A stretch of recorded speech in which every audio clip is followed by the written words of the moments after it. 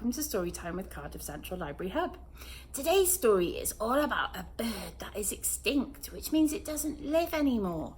It's called The Dodos Did It, and it's written and illustrated by McKinley, and I'm reading it with the kind permission of Simon and Schuster Press. Shall we find out what happens when some dodos come to stay at Jack's house? Here we go. The Dodos Did It. Jack didn't like dodos. He loved them. He owned Dodo toys, he watched Dodo films, and he even had Dodo lampshades. But what he wanted the most, more than anything in the world, was his very own pet Dodo. I wish I had a Dodo, said Jack. Little did he know, his wish was about to come pop! True? A Dodo appeared. I can't believe it, said Jack. My very own Dodo at last. Jack was having so much fun, he wished for even more Dodos. And he got more. And more. And more.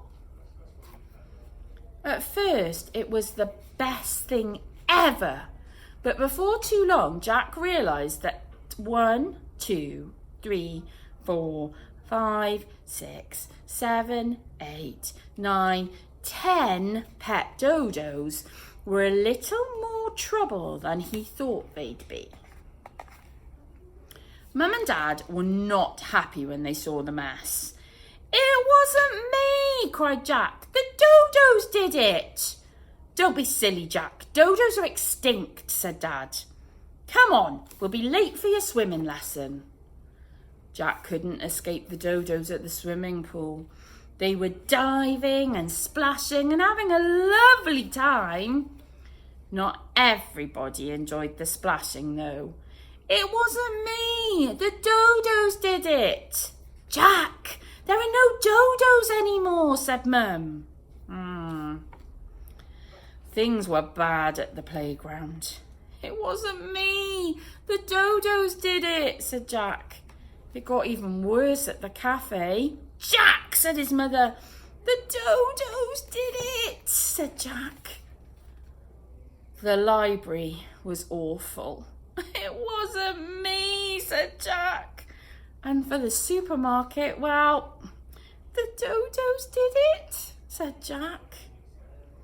Back at home, Jack was sent straight to his room. It just wasn't fair.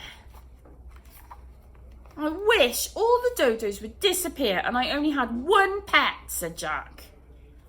Pop! Little did Jack know, his wish was about to come true. Uh-oh. You really should be careful what you wish for, said Jack.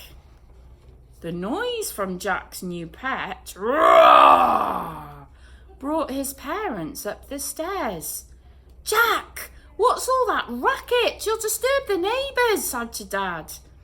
Let me guess, said Mum. The Dodos did it. Actually, said Jack, it was my new pet dinosaur.